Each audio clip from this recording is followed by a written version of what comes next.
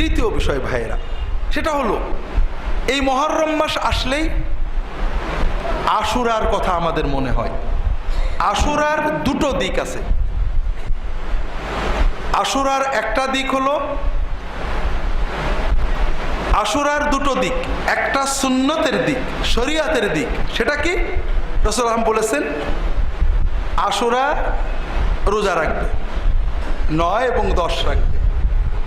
হাদিসে আশুরার আর বেশি কিছু নেই। আমাদের সমাজে অনেক কথা আশুরা নিয়ে আসে, যেমন আশুরায় আদম জন্মেছিল, আশুরায় নূহ জন্মেলো, আশুরা নূহ নবীর কিছু হয়েছিল, আশুরায় কিয়ামত হবে, আশুরার দিনে এই হবে, আশুরার দিনে এই হয়েছে। এগুলো সব জাল এবং মিথ্যা কথা। হাদিসে এগুলো কিচ্ছু পাওয়া যায় না। হাদিসে শুধু এটাই পাওয়া যায়, মুসা আলাইহিস সালাম আশুরার দিনে নাজাত পেয়েছিলেন, রোজা রাখছিলেন, এই দিনে রোজা রাখা মুস্তাহাব সুন্নাত। এটা হলো হাদিসের কথা। আর আশুরার আরেকটা দিক হলো কারবালা। এটা ইসলামের ইতিহাসের একটা গুরুত্বপূর্ণ পয়েন্ট। রাসূলুল্লাহ সাল্লাল্লাহু আলাইহি ওয়াসাল্লামের ওফাতের, তার মৃত্যুর 50 বছরের মাথায়, অর্ধ শতাব্দী পরে রাসূলুল্লাহ সাল্লাল্লাহু আলাইহি ওয়াসাল্লাম ইন্তেকাল করলেন 11 হিজরির রবিউল আউয়াল মাসে, আর 61 হিজরির মুহররম মাসে। ঠিক 50 বছর পরে কারবালার মাঠে, কারবালা বর্তমান ইরাকের কুফার পাশে, রাসূলুল্লাহ সাল্লাল্লাহু আলাইহি ওয়াসাল্লামের প্রাণ প্রিয় নাতি ইমাম হুসাইন ইবনে আলী রাদিয়াল্লাহু তাআলা আনহুমা, মুহাম্মদ সাল্লাল্লাহু আলাইহি ওয়াসাল্লামের উম্মতেরই ক্ষমতালোভী, রক্ত পিপাসু কিছু মানুষের হাতে নির্মমভাবে শহীদ হন। শুধু তিনি নয়, তার পরিবারের শিশু, কিশোর, নারী, পুরুষও শহীদ হন। এই শাহাদতের ঘটনায় আমাদের অনেক শিক্ষা আছে। আবার এই ঘটনা নিয়ে শিয়া সুন্নি অনেক বিভাজন আছে, অনেক বিষয়ই জানা দরকার। আমরা কারবালার ঘটনাটা আগে সংক্ষেপে বোঝার চেষ্টা করি, কারণ এই ঘটনার অনেক মিথ্যাচার আছে। কারণটা কি আপনারা বলেন তো? বাংলাদেশের স্বাধীনতা তো আমরা যারা আছি, যাদের বয়স অন্তত 50 হয়েছে, সবাই তো দেখছি, 60, 65, 70 আমরা দেখেছি, চোখে দেখেছি, ছবি আছে। তারপরও স্বাধীনতার ইতিহাস নিয়ে সবাই কি একমত নাকি? এরা বলে ওরা ইতিহাস বিকৃত করে, ওরা বলে ওরা ইতিহাস বিকৃত করে। এই যে ইতিহাস আমরা পড়ি, ইসলামের ইতিহাস, এটা লেখা হয়েছে এই কারবালার ঘটনা, মুআবিয়া রাদিয়াল্লাহু তাআলার ঘটনা, এজিদের ঘটনা, এই সব ঘটনার প্রায় 200 বছর পরে। বাংলাদেশের স্বাধীনতার ইতিহাস লেখা হচ্ছে সঙ্গে সঙ্গে, এখনো 50 বছর পুরিনি, লেখা হতেই চলেছে। আর কারবালার ঘটনা লেখা হয়েছে প্রায় 200 বছর পরে। 200 বছর কিছুই লেখা হয়নি, এটা গেল প্রথম কথা। তার মানে 200 বছরের ভিতরে 3টে 4টে 5টা প্রজন্ম চলে গেছে। লোক মুখে কথা হয়েছে আর হয়েছে আর লোকের মুখে আর মুখে আর মুখে। আর এই উমাইয়া যুগের, মুআবিয়া রাদিয়াল্লাহু তাআলা এজিদের যুগের যে ইতিহাস যখন লেখা হয়, তখন ছিল উমাইয়া বিরোধী, এজিদ বিরোধী, মুআবিয়া বিরোধীদের দুর্দান্ত শাসন। যখন মুআবিয়া রাদিয়াল্লাহু তাআলা আনহু, এজিদ, আব্দুল মালিক ইবনে মারওয়ান, এদের বংশের লোকেদের জীবিত পাইলে খসাত করে যাবই, আর যারা মরে কবরে গেছে তাদের লাশ তুলে পোড়ানো। কি বৈরী পরিবেশ ছিল তাহলে বোঝেন। তাহলে 200 বছর পরে প্রায়, এবং বৈরী পরিবেশে, যেখানে শিয়ারা ক্ষমতায় ছিলেন, উমাইয়া বংশের মানুষদেরকে কঠিনভাবে ঘৃণা করতেন, জীবন্ত পাইলে জবাই করা হতো আর মরা লাশ নিয়ে পোড়ানো হতো। সেই পরিবেশে লেখা ইতিহাস কতটুকু তথ্য নির্ভর, তথ্যবহুল এবং সত্য হতে পারে আপনারা বুঝতে পারছেন। ইতিহাসের ঘটনা সত্য, কিন্তু ঘটনার বিস্তারিত বিবরণে অনেক মানে জালজালিয়াতি আছে। এই জন্য যাচাইয়ের ক্ষেত্রে আমাদের তিনটে জিনিস আছে। একটা হলো আল্লাহর কিতাব। আল্লাহর কিতাবের বিপরীতে যেন কোন ইতিহাসের তথ্য থাকে আমরা মানবো নাকি? মানবো? কোন ইতিহাসে লেখা আছে যে এই লোকটা খারাপ, আর আল্লাহর কোরআন বলছে এই লোকটা ভালো। হ্যাঁ, খুব সহজ কথা। 200 বছর পরের ইতিহাস কেন রে বাবা, একদিন পরের ইতিহাসেও যদি লেখা হয় আর কোরআনের সাথে কন্ট্যাক্টে আমরা মানবো না। ওই বেটাতে এটা লিখে ভুল করেছে, কথা বোঝেন না? রাসূলুল্লাহ সাল্লাল্লাহু আলাইহি ওয়াসাল্লাম হাদিসের বিপরীতে যদি ইতিহাসের তথ্য থাকে আমরা কোনটা মানবো? হাদিসের কথা মানবো। হাদিসে যদি বলো ওই লোকটা ভালো আর ইতিহাস যদি বলে লোকটা খারাপ, কোনটা মানবো? হাদিসেরটা বলে, কারণ ইতিহাস তো লেখাই হয়েছে 200 বছর পরে, বৈরী পরিবেশে, লোক মুখে শোনা কথা, কারণ ওটার উপর আমরা নির্ভর করতে পারি না। তাহলে এই প্রেক্ষাপটে সব বিস্তারিত বলা যাবে না, আমরা কারবালার ঘটনাটা একটু সংক্ষেপে বলি। এখানে শিয়া এবং সুন্নিদের মৌলিক চিন্তাধারার পার্থক্য আছে। শিয়ারা দাবি করেন রাসূলুল্লাহ সাল্লাল্লাহু আলাইহি ওয়াসাল্লাম একটা বংশতান্ত্রিক, রাজতান্ত্রিক, বংশীয় ব্যবস্থা দেওয়ার জন্য, মানুষকে তার বংশের লোকেদের রাজত্ব প্রতিষ্ঠা করে দেওয়ার জন্য আসছিলেন। তিনি আসছিলেন কি জন্য? আলীর বংশের লোকেরা রাষ্ট্রপ্রধান হবে, এইটা প্রতিষ্ঠা করতে। আর কোরআন এবং সুন্নাহর আলোকে, সাহাবীদের কর্মের আলোকে আমরা বিশ্বাস করি না তিনি বিশ্বজনীন একটা ধর্ম এনেছিলেন। এখানে বংশ রক্তের কোনো মূল্য নেই, এখানে কর্ম তাকওয়ার মূল্য। এখানে একটা বিষয় ছিল, সেটা কি? রাসূলুল্লাহ সাল্লাল্লাহু আলাইহি ওয়াসাল্লাম যখন আসলেন তখন সারা বিশ্বে রাষ্ট্র ব্যবস্থা ছিল, আরব দেশে তখন রাষ্ট্র ছিল না, তখন ছিল বংশতন্ত্র। কোনো আরব দেশে, মক্কা বা মদিনা এসব জায়গাতে কোনো রাষ্ট্র ছিল না, বংশ কবিলার মাধ্যমে চলতো। রক্তের মাধ্যমে একটা বংশ, বংশের যে প্রধান তার কথাই চলতে হবে। সমাজ এবং কবিলা, রাষ্ট্র ছিল না। তবে মিশরে, রোমে, পারস্যে, ভারতে, চীনে সব জায়গায় রাষ্ট্র ছিল। রাষ্ট্র ব্যবস্থাটা কি ছিল? রাষ্ট্র ব্যবস্থার মৌলিক দুটো বিষয় ছিল। একটা হলো রাজা হলো মালিক, আর প্রজারা হলো তার অধীন। রাজার ইচ্ছায় রাজ্য চলবে, প্রজাদের এখানে কোনো সে নেই। রাজা চাইলে যে কোনো প্রজাকে যে কোনো জায়গা থেকে তাড়াতে পারে, মারতে পারে, গিলতে পারে, তার ইচ্ছা। এই রাজত্বের মালিককে রাজা, যে রাজার ইচ্ছায় রাজ্য চলবে। আর দ্বিতীয় ছিল কি? রাজার পরে রাজা কে হবে? তার ছেলে বা তার বংশের কেউ, রক্ত বংশের মাধ্যমে। সারা বিশ্বে এটা ছিল। রাসূলুল্লাহ সাল্লাল্লাহু আলাইহি ওয়াসাল্লাম বললেন এ দুটোর একটাও ঠিক না। এই রাজ্যের মালিক আছে, কিন্তু সেটা রাজা না, প্রজা। রাজা হলো প্রজাদের প্রতিনিধি, খলিফা। সে প্রজাদের প্রতিনিধি, বেতনভোগ কর্মচারী হিসেবে রাজ্য চালাবে। প্রজারা চাইলে থেকে বাদ দেবে, চাইলে তাকে রাখবে। আর রাজ্যের সকল কাজ রাজা কে হবে, হবে না, অর্থাৎ প্রেসিডেন্ট কে হবে ইত্যাদি জনগণের পরামর্শের ভিত্তিতে হবে, কোনো একক সিদ্ধান্তে হবে না। এটার বিস্তারিত দলিলাদিল্লাহ আমার বইয়ে পাবেন, এখন বিস্তারিত বলবো না। তাহলে রাসূলুল্লাহ সাল্লাল্লাহু আলাইহি ওয়াসাল্লাম আরবদেরকে প্রথম একটা দিলেন রাষ্ট্র ব্যবস্থা, যেটা আরবে ছিল না। তাও আবার সেটা পরামর্শ করে করতে হবে, তাও আবার বংশ টংশ বিচার করা যাবে না। এই ধরনের একটা ব্যবস্থা আরবে কখনো ছিল না। রাসূলুল্লাহ সাল্লাল্লাহু আলাইহি ওয়াসাল্লাম ব্যবস্থা তো দিলেনই, এটা প্র্যাকটিক্যাল দিয়ে গেলেন। সেটা কি? যেমন একজন সাঁতার শিখাতে গেছে, হাত পা নেড়ে এরকম সাথে, এরপরে ধাক্কা মেরে পানির ভিতরে ফেলে দিয়েছে। তখন কয়েক ঢোক পানি খাবে, গেলবে, আত্মরা হবে, এরপরে সাঁতার শিখবে। রাসূলুল্লাহ সাল্লাল্লাহু আলাইহি ওয়াসাল্লাম তার ওফাতের আগে কাউকে নিয়োগ দিয়ে গেলেন না যে আমার পরে অমুক হবে। শিয়ারা দাবি করেন তিনি আলীকে দিয়ে গেছিলেন। এখন মুখতাসার আমরা যেটা বলবো যে রাসূলুল্লাহ সাল্লাল্লাহু আলাইহি ওয়াসাল্লাম যদি কাউকে দিয়ে যেতেন তাহলে সাহাবীরা সেটা মানতেন না, এই চিন্তা করাটাও একটা ঈমান বিরোধী কাজ।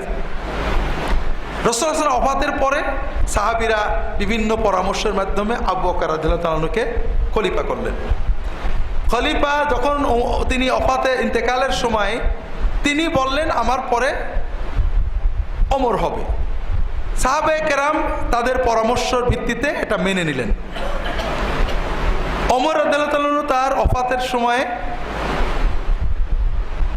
একটা পরামর্শ কমিটি নিয়োগ দিয়ে গেলেন যে এই কমিটি নিয়োগ পরামর্শ করে একজন করবে। তারা জনগণের পরামর্শ নিয়ে ওসমান রাদিয়াল্লাহু তাআলা আনহুকে করলেন। ওসমান রাদিয়াল্লাহু তাআলা আনহুর সময়ে কিছু বিদ্রোহী মদিনায় ওনার বাড়ি ঘেরাও করলো। তখন হজের সময় সাহাবীরা অনেকে হজে, মদিনার সাহাবীরা বললেন আপনি হুকুম দেন, ওদের আমরা লড়াই করে তাড়িয়ে দেব। তিনি বললেন না, আমি কোনো মুসলমান রক্তপাত করবো না, ওদেরকে বুঝাও, ওরা যেগুলো বলছে অন্যায় বলছে, মিথ্যা বলছে।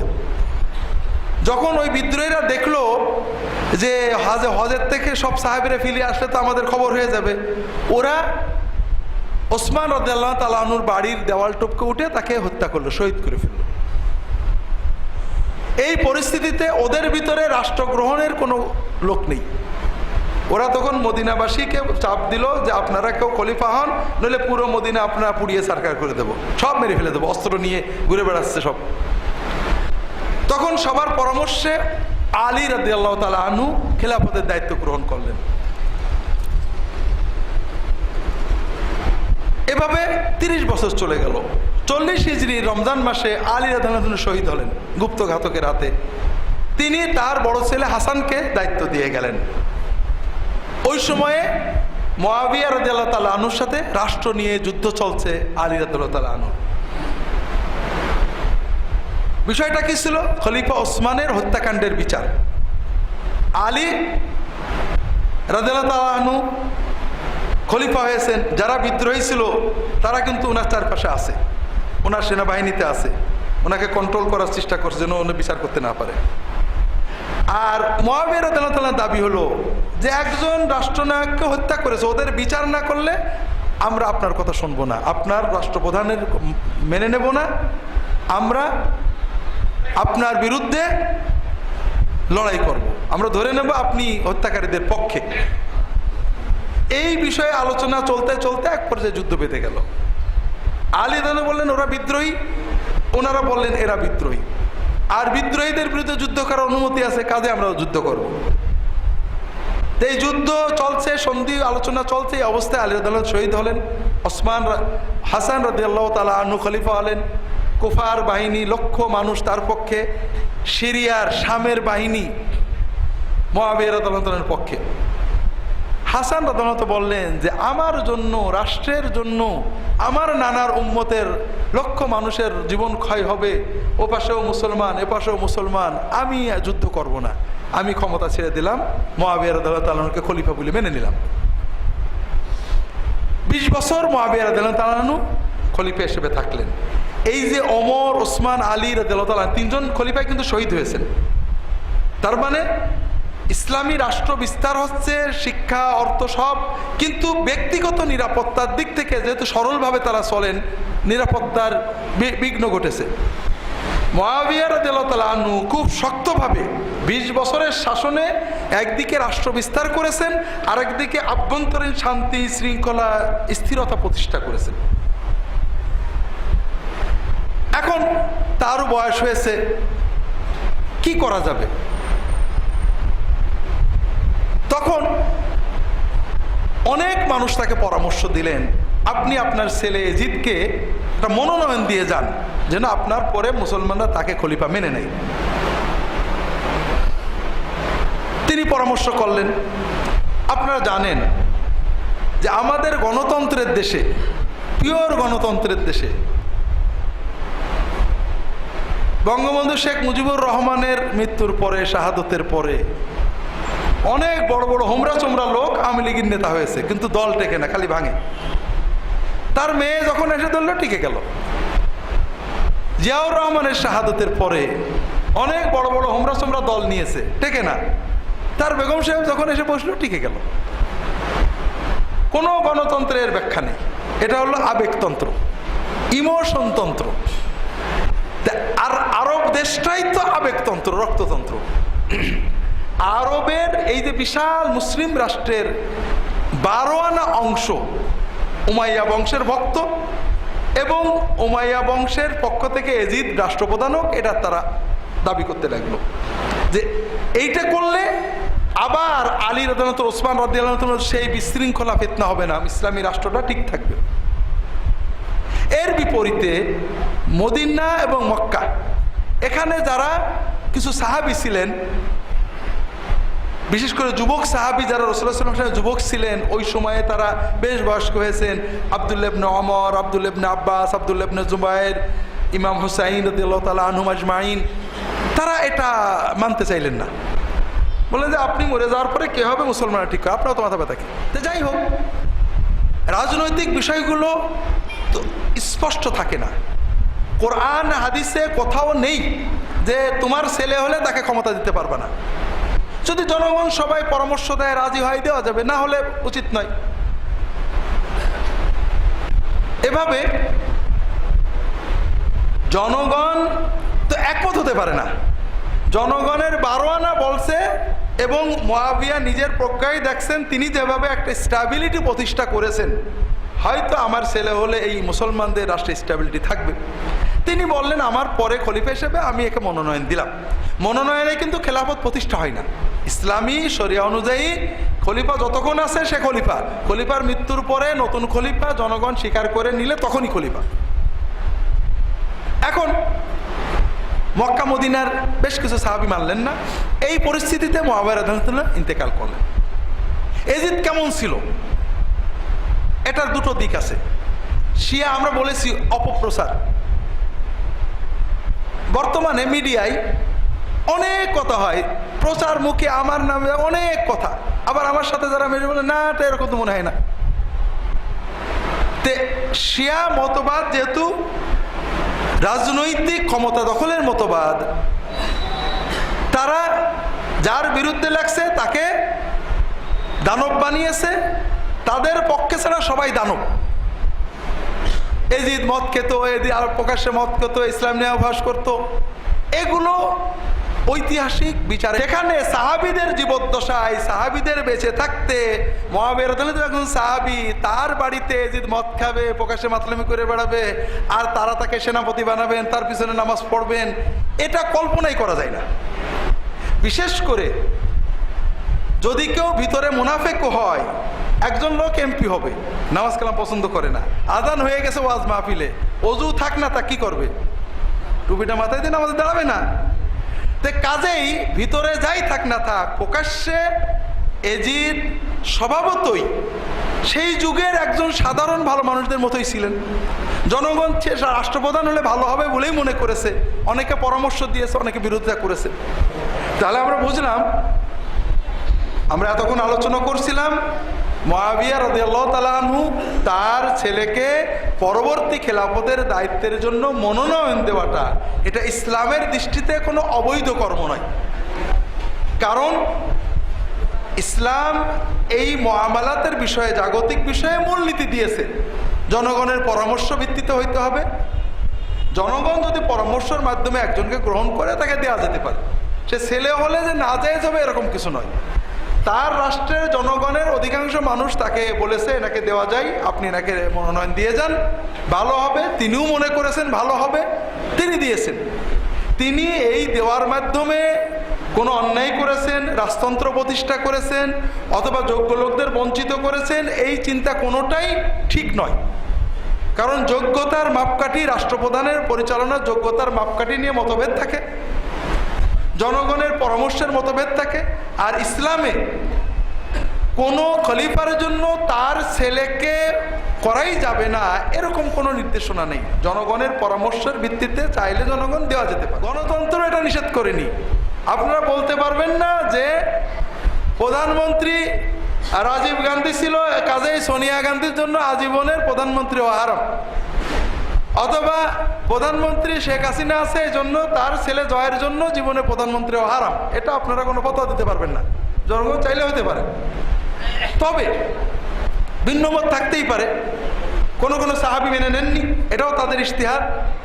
কিন্তু মূল বিষয় হলো রাষ্ট্র ক্ষমতা পাওয়ার পরে এজিদের যে কর্মগুলো, এগুলো নিঃসন্দেহে ভয়ঙ্কর খারাপ কর্ম ছিল। এজিদ খলিফা হওয়ার পরে ওই সময়ে কুফাবাসীরা মুআবিয়া রাদিয়াল্লাহু আনহু ওফাতের সঙ্গে সঙ্গে কুফাবাসীরা তারা বলছে এখন খলিফার পদ শূন্য, আমরা নতুন খলিফা চাই, এবং নতুন খলিফা ইমাম হুসাইনকে চিঠি লিখলে আপনি হবেন, আমরা আর কাউকে মানব না। ইমাম হুসাইনের কাছে কয়েক লক্ষ মানুষ বায়াতের চিঠি লিখে পাঠিয়ে দিল যে আমরা আপনার কাছে বায়াত হলাম, আপনি আসেন। মক্কা মদিনার সাহাবাইরা নিষেধ করলেন যে কুফার লোকেরা ভালো না, মানে বাঙালিদের মতো আবেগে আছে, লাখ লোকে ভরে গেছে, গোলা এক টলে ফুট আর একটাও নেই, দাঁড়াই থাকে না। তো কুফার লোকেরা আবেগে বলছে যখন এজিদের বাহিনী আসবে আপনার পিছনে থাকবেন, আপনি যাবেন না। কুফার লোকেরা আপনার আব্বাকেও অনেক ই করেছে, কখনো তার সাথে থেকেছে, কখনো বিরোধিতা করেছে, আজ আছে কাল নেই।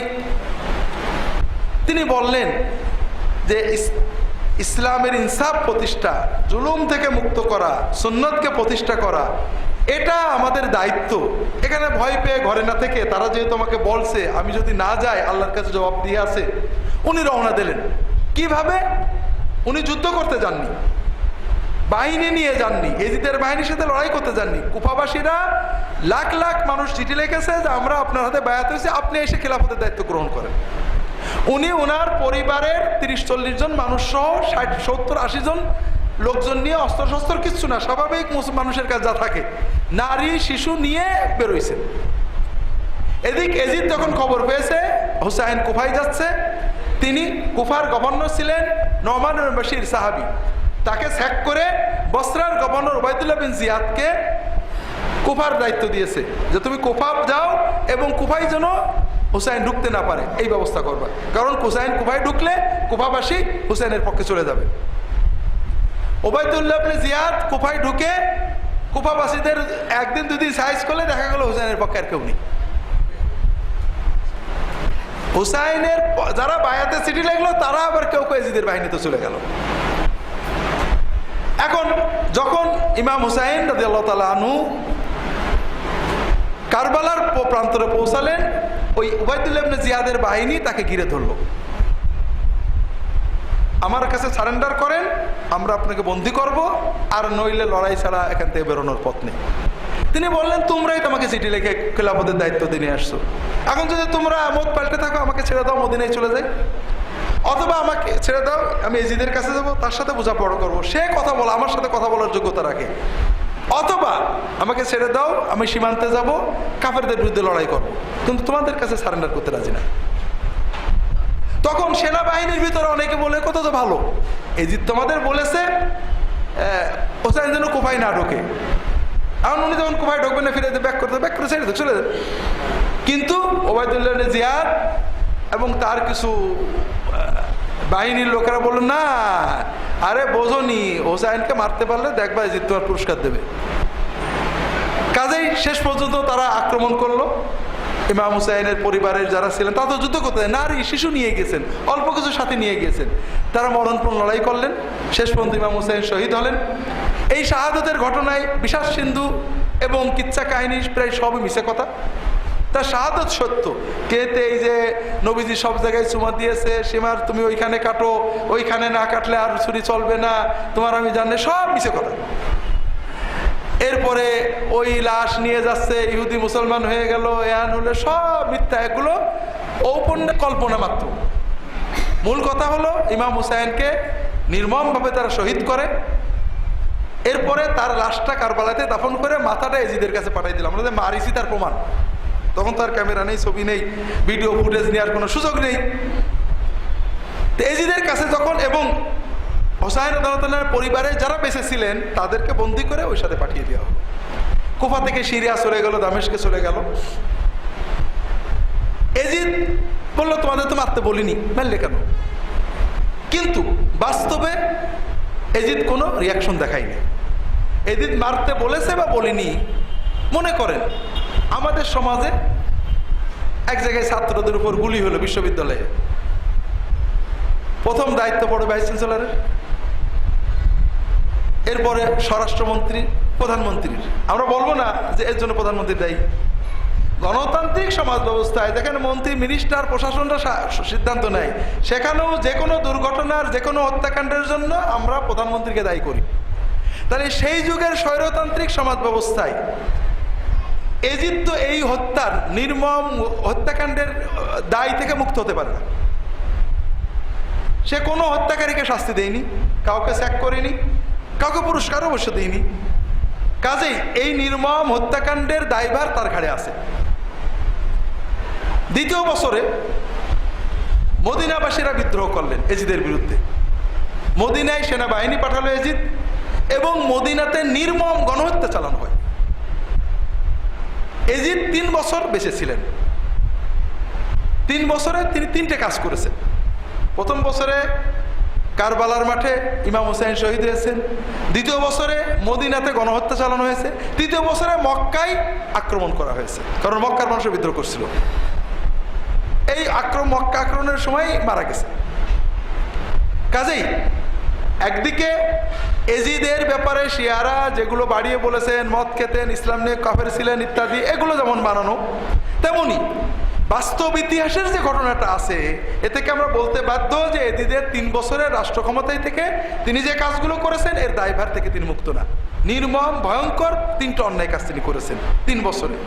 সবচেয়ে বড় একটা শিক্ষা যেটা আমরা গত জুমার সময় আলোচনা করেছিলাম, যে এই যে নির্মম 3টে বর্বর কর্ম এজিদের সময় ঘটানো হলো, ইমাম হুসাইন রাসূলুল্লাহ সাল্লাল্লাহু আলাইহি ওয়াসাল্লামের নাতিকে হত্যা করা হয়েছে, মদিনাবাসীদের উপরে সাহাবীদের বংশধরদের উপরে সাহাবীদের উপর নির্মম গণহত্যা চালানো হয়েছে, মক্কার কাবাগরে কামান দাগা হয়েছে। এগুলো কেন করা হয়েছে? ক্ষমতায় থাকার জন্য। এজিদ আমাদের দেশের ক্ষমতাসীনদের মতোই ইমানদার, নামাজ পড়ে, রোজা রাখে, মাশাআল্লাহ হুজুরদের ভক্তি মহব্বত করে, হাদিয়া তোফা দেয়, কিন্তু কোনো হুজুর যদি বিপক্ষে যায় খবর আছে। এই ধরনের ইমানদার। তো ক্ষমতায় টিকে থাকার জন্য তিনি 3টে ভয়ঙ্কর অন্যায়ের সাথে সম্পৃক্ত হলেন। কিন্তু ফলাফল কি হলো? 3য় বছরে তিনি ক্ষমতায় থাকতে পারলেন না। তার অনেক মানুষ 60, 70 বছর, 80 বছর পর্যন্ত ক্ষমতায় রাজত্ব করেছে, কিন্তু এজিদ অল্প বয়সেই ক্ষমতার 3য় বছরে মারা গেল। মারা গেল বলতে আমাদের বিশ্বাস সিন্ধুর মারা না, ওই মোহাম্মদ হানুফা এসে মেরে ফেললো, মিছে কথা, অসুখে মারা গেছে আর কি। দ্বিতীয় যে কথা, আমি নাই মরে গেলাম, বংশ প্রতিষ্ঠা করে গেলাম, আমার বংশের লোক রাজা না, বিশ্বে এজিদের বংশের আর কেউ কখনো রাজা হয়নি। এই মহা অন্যায় যেটা ক্ষমতার জন্য তিনি করলেন, ক্ষমতা থেকে চিরতরেই তিনি বঞ্চিত হয়েছে। এজিদের পরে তার ছেলে মুআবিয়া 5-6 মাস শাসন করেছেন। তিনিও সম্ভবত নিহত হন, বলা হয় ঐতিহাসে বলেন ভালো লোক ছিলেন, আল্লাহু আলাম। এরপরে তাকে হত্যা করে অন্যরা ক্ষমতায় আসে, ওই উমাইয়া বংশেরই। তাহলে কারবালার ঘটনার জন্য মুআবিয়া রাদিয়াল্লাহু দায়ী করা, অথবা মুআবিয়া রাদিয়াল্লাহু রাষ্ট্রতন্ত্র প্রতিষ্ঠা করতে চেয়েছেন বলা, এটা ঐতিহাসিক তথ্যের বিপরীত এবং কোরআন সুন্নাহর বিপরীত। মুআবিয়া রাদিয়াল্লাহু আল্লাহ রাসূলের সোহবত পেয়েছেন, তিনি রাসূলুল্লাহ সাল্লাল্লাহু আলাইহি ওয়াসাল্লামের সাথে থেকেছেন, এবং তিনি মক্কা বিজয়ের পরেই মান আনেননি। মক্কা বিজয়ের পরে আগে উভয় পর্যায়ের ঈমান আনার ভিতরে আমর ইবনুল আস রয়েছেন, মুআবিয়া রাদিয়াল্লাহু আনহু রয়েছেন, আবু সুফিয়ান তার আব্বা রয়েছেন, অন্যান্য বিভিন্ন মানুষেরা যারা রাসূলুল্লাহ সাল্লাল্লাহু আলাইহি ওয়াসাল্লামের সোহবত পেয়েছেন, তারা সাহাবী হিসেবে স্বীকৃতি পেয়েছেন, নবীজির সাথে থেকেছেন। আমরা এখন যদি মনে করি বড় বড় মহাপাপীরা পীর সাহেবের সোহবত পেয়ে, আহা 2 দিনে ফয়েজ পেয়ে, ইত্তেহাদি ফয়েজ পেয়ে বুজুর্গ হয়ে যায়, আর মুহাম্মদ রাসূলুল্লাহ সাল্লাল্লাহু আলাইহি ওয়াসাল্লামের সোহবত পেয়ে মুআবিয়া, আবু সুফিয়ান, আমর রাদিয়াল্লাহু তাআলা আনহু আজমাইন তারা ভালো হতে পারেননি, তাহলে আমরা প্রকারান্তে রাসূলুল্লাহ সাল্লাল্লাহু আলাইহি ওয়াসাল্লামকে অপমান করি। নবীজির কথা পড়ে, ইসলামের কথা পড়ে, কোরআনের কথা পড়ে আমরা খুব ভালো ইসলাম শিখে ফেলেছি, আর মুআবিয়া রাদিয়াল্লাহু আনহু ওই নবীজির মুখ দিয়ে কোরআন পড়ে সেই কোরআনের ওহী লেখে কিছু বোঝেননি। তাহলে প্রকারান্তে আমরা কোরআন এবং কোরআনের যিনি প্রচার করেছেন রাসূলুল্লাহ সাল্লাল্লাহু আলাইহি ওয়াসাল্লামকেও।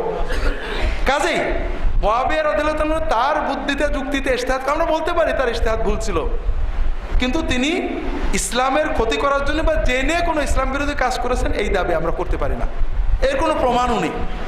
তবে এজিদের কর্মের জন্য মুআবিয়া রাদিয়াল্লাহু আনহু দায়ী না, এজিদের কর্মে এজিদ দায়ী।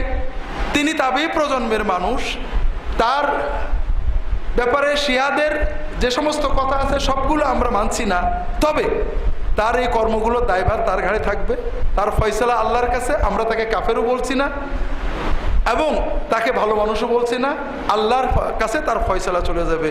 তবে আমাদের দেশের গতানুগতিক রাজনৈতিক নেতাদের থেকে তার তবিয়ত এত বেশি ভিন্ন না। রাজনৈতিক ক্ষমতার জন্য সকল হত্যাকাণ্ড করতে রাজি, তবে পাশাপাশি আলেমুল আমাদের সম্মান করা, হাদিয়া দেওয়া, মসজিদ টসজিদ বানাই দেওয়া, এটা তো কোনো আপত্তি নেই।